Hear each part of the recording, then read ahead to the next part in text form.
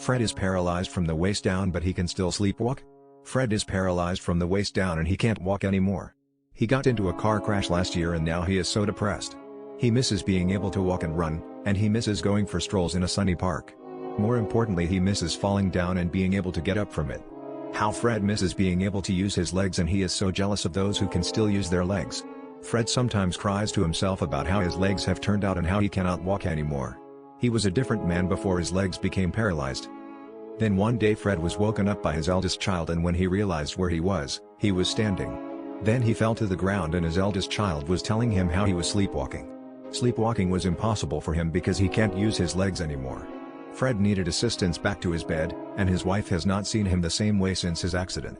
Their relationship has soured a lot. His wife is hardly ever home anymore and he just wants his legs back to life again. When he went to sleep early again on another day, he heard his eldest child shout his name again and he found himself standing on his own 2 feet. Then his legs lost their life again and he fell back down to the ground. Fred was in huge disbelief and he couldn't believe it.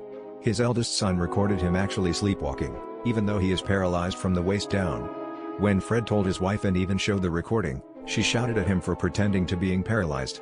Fred went back to the doctor and the doctor confirmed that he was paralyzed from the waist down.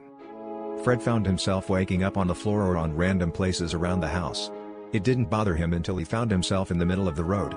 It further bothered him when he found himself on the edge of places. He had to call out for help to get him back home, or even pull on his arms on the ground to get himself home. His legs seem to have a life of their own whenever he sleeps. He even woke up next to train tracks and by such grace and luck, passerbys carried him home. Then one night he found himself on the train tracks. Unlucky for him, the train had sawed off his legs. As he laid there dying, his bloody legs started walking off as they were free.